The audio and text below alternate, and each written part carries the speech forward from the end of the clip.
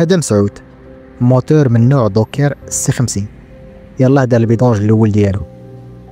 هذا الموتور هو الاستثمار ديالي اخر سنتين. جمعت مبلغ ماشي سهل بالنسبه ليا، واللي هو 1,000,000 سنتيم، يعني 10,000 درهم باش نشري. الصراحه ما كنتش ناوي نشري موتور جديد، كانت الفكره ديالي ناخذ موتور مستعمل ونقي باش نخدم به، حيت اللي كان تيهمني هو يكون ميكانيكيا مزيان وما فيه حتى شي مشكل.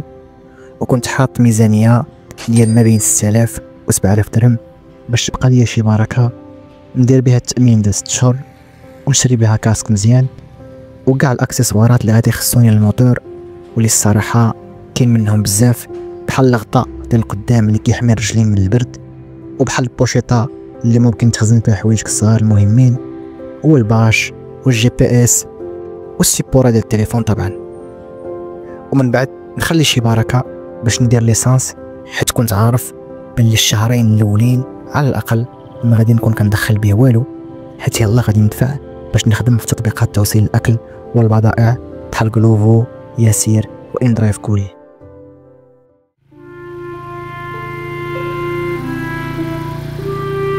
لكن غادي يوقع واحد البلان خلاني ناخذ موتور جديد ونحط كاع داكشي اللي جمعته في دقه واحده. هو بلان وقع ليا مع صديق سيكليس، طلبت منه يدبر ليا في شي كيمكو اجيليتي مستعمل في حدود 5000 درهم، وقلت ليه ما كيهمنيش الموتور يكون ضارب الطريق، المهم يكون ميكانيكيا مزيان وانت ولد الحرفه غتعرف احسن مني. وبالفعل وراني واحد الكيمكو ديالو وقال لي راه ناضي في الطريق، خاص غير الباطري يتبدل وغنبدلو لك من عندي. قلت ليه والله سيدي ما غادي نقلبو منين قلتي لي ناضي. طلب فيه في الاول 5000 درهم، وقلت ليه طيح لي 1000 درهم وحسبوا لي في الاخر ب 4000 درهم. عطيته عربون 1000 درهم ودرت معاه الاخر شهر نكمل ليه فلوسو ونتكاتبوا. دازت شي يومين دزت عنده غير بالصدفه، لقيته حال داك الموتور، ويا خوتي غادي نصدم فاش بان لي الثقب قدو قداش في الكاريناج من الداخل، والبومبا ديال الماء كحله، كان باينه اكسيدونتي ماشي مره ماشي جوج.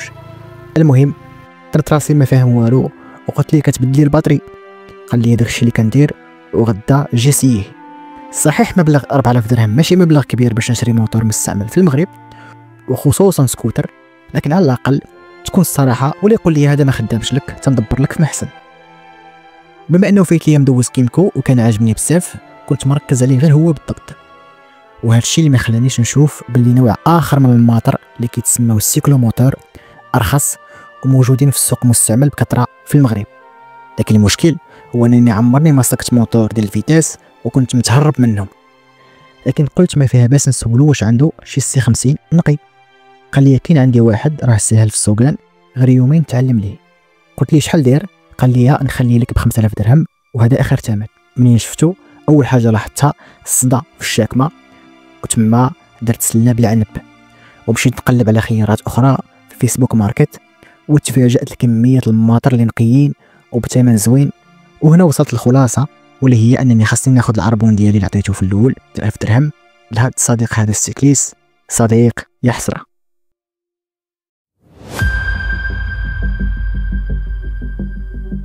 وهنا غادي نبدا رحله ديال شهرين من البحث على موتور مستعمل، سواء عبر الانترنت او بالضبط في فيسبوك ماركت ولا في سوق الدراجات المستعمله خصوصا في القريعه. والصراحه كنت متخوف من حاجه واحده اللي هي عمليه البيع والشراء، لانني عمرني ما جربت نقل الملكيه، وسمعت بلي كيوقع فيها نصب كثير خصوصا في السوق المستعمل، لان الكيمكو اللي فايت واخدو خرجته جديد من عند وكيل معتمد، يعني الامور كانت في الامان. واحد النهار غادي نتلاقى بشخص في القريعه عنده محل ديال الماطر المستعملين، وهذا السيد اللي سميتو محمد غادي يطرح عليا سؤال مهم: علاش كتسول فقط على السي 50؟ علاش ما كتسولش على الصانيا والريبيرو 33 ولا الريمكو؟ الصراحه فاجئني بالسؤال ديالو، والجواب ديالي اللي كان عفوي خلاه يعطيني افضل نصيحه ممكنه، لانني انا قلت ليه باللي كنعرف باللي السي 50 صحيح وصبار. قال لي باش عرفتيه صبار؟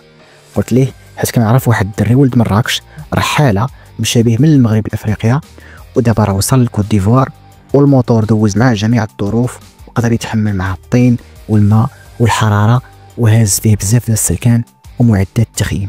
وغير قلتها ليه هو يقول لي شكون؟ هشام مول قناه في البخير. قلت ليه هو هذا واش عرفتيه؟ قال لي هذا راه عشيري ولد دربنا. قلت ليه سبحان الله العظيم على الصدف. قال لي حنا في مراكش راه الموتور المفضل عندنا هو السي 50 ومسمينه بالمقاتل. هاد الطريقه هادي سمعت ولا شي جائزه اللي هزنا لهم منه والله. بهذا الموتور هذا بالسي 50 انك تدوز من هاد البلاصه راه انت حاجه اللي تتحدى العقل. قلت لي واش عندك شي واحد نقي في حدود 6000 درهم؟ قال لي يا خويا عندي، ولكن عول على انك غتزور ستيكليس اقرب وقت، حيت كاع المماطر اللي في السوق المستعمل ضاربين الطريق، الا كنتي غادي تاخذ شي حاجه اللي ما ضارباش العام، وعول على انك غتحط 8000 درهم والفوق. قلت لي راه ممكن نغامر في هذه الميزانيه. هو يعطيني نصيحه، قال لي من الاحسن اخويا خذ جديد، راه السي 50 كيبدا غير ب 9200 درهم في جديد.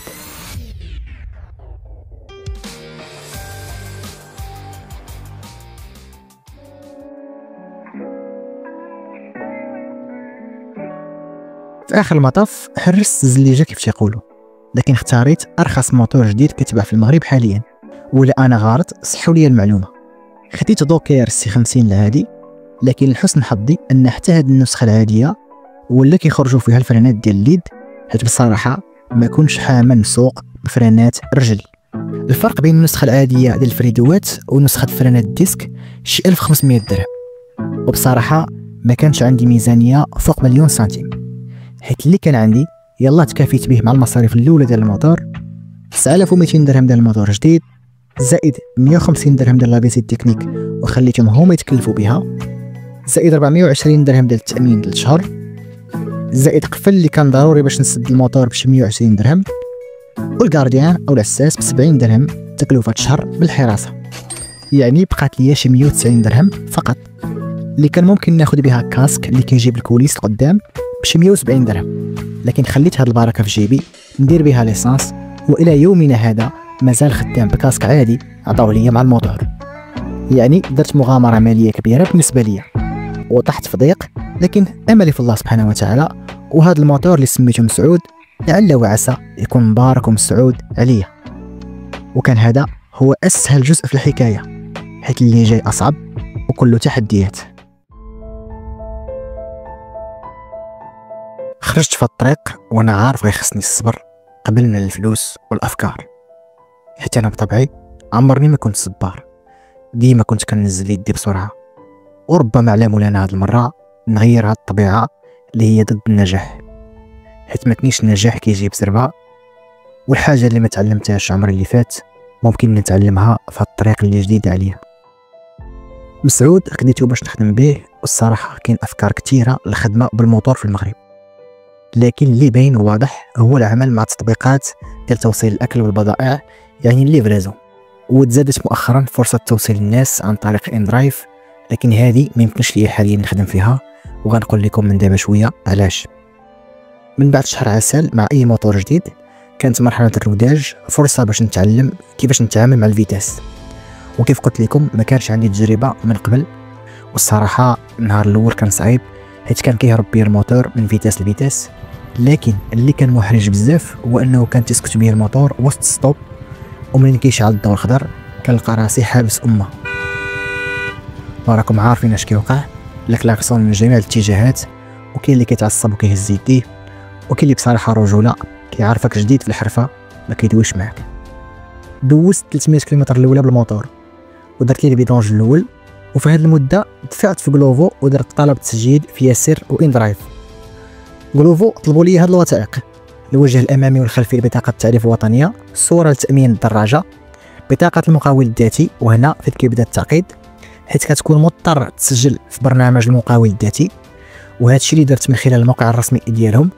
لكن عمليه التسجيل ما كتكمل حتى كتخرج وصل التسجيل يعني الغوسي من الموقع، وكتديه مع 20 درهم وصوره شمسيه لاقرب بريد المغرب، وكيعطيوك وصل التسجيل النهائي يعني الغوسي دانسكريبسيون. وهذا الوصل ممكن تصورو وتسجل به في موقع غلوفو، راهم تيقبلوه. ريت ما تخرج لك بطاقه المقاول الذاتي من بعد شهر تقريبا، وكتسلم هذه البطاقه هذه من مركز بريد المغرب اللي سجلت فيه. الوثيقه الاخرى اللي دات لي شويه تماره هي السجل العدلي، لكن لحسن الحظ ممكن تطلبها من موقع وزاره العدل، وكتخلص شي 25 درهم اونلاين باش توصلك في بريد مضمون. انا تقريبا وصلتني من بعد شي 15 يوم، حتى هي صورتها وحطيتها في موقع غلوفو. بقات لي فقط بيانات الحساب البنكي ديالي واللي كيتسمى الريب، واللي خرجتها من تطبيق الحساب البنكي ديالي في سياش. دازت شي 24 ساعه وصلني ايميل من غلوفو، واللي ما عرفتش لحد هاد اللحظه هادي اللي كان مونطي فيها هاد الفيديو واش كيعني انهم قبلوني ولا ما قبلونيش. سولت دراري خدامين معاهم حاليا، قالوا لي راهم قبلوا الوثائق ديالك، لكن انت مازال غادي يعيطوا لك من يخصهم الدراري.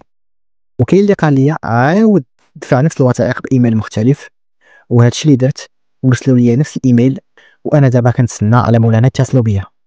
بالنسبه لياسير ما عندهمش تقييد في الانترنت، عندهم فقط طلب التسجيل من خلال الموقع ديالهم او التطبيق ديالهم، وهما كيتصلوا بك. لكن واحد الدري فايت لي خدام معاهم قال لي دير فوتوكوبي من جميع الوثائق اللي دفعتيها لبلوفو وديها للمكتب ديالهم، وهذا الشيء اللي غندير ان شاء الله في القريب. اما بالنسبه للاندرايف فراه فيه جوج انواع للخدمه بالنسبه لصحاب المواطر: خدمه نقل الامانات كوريي، وخدمه نقل الركاب باساجي. بالنسبه لنقل البضائع فراه دغيا قبلوني، لانهم كيطلبوا فقط شهاده الملكيه الدراجه والتامين وطبعا لاكارت ناسيونال. ومن بعد 24 ساعه فقط قدرت نطلع اونلاين في تطبيق اندرايف، لكن ما تفرحوش بزاف، ومن بعد غادي نقول لكم علاش. اما خدمه نقل الركاب باساجي فراه كيطلبوا منك صوره الدراجه كامله مع لوحه الترقيم تكون واضحه، يعني البلاكه. وانا عندي موتور جديد، يعني ما يمكنش لي نتقيد في هذه الخدمه هذه، تخرج لي البلاكه مع الكارت غريس. ونسيت ما قلتش لكم بلي موتور دوكر سي 50 والريبيرو 33 وهاد الماطر ديال الشينوا راهم ما كاينينش في تطبيق اندرايف في خانه نوع المركبه. لكن ديروا اي موديل او ماركه، فقط تاكدوا ان هاد الماركه اللي درتو 49 سي سي، حيت الا درتو شي ماركه بسيلندر كبير غيطلبوا منكم البيرمي. ولا بغيتوني ندير فيديو على طريقه التسجيل في تطبيقات التوصيل مع جميع التفاصيل ديال الوثائق المطلوبه وكيفاش كنتستخلصوها، فقط كتبوا لي في التعليق وغادي ندير ان شاء الله فيديو شامل على هذا الموضوع.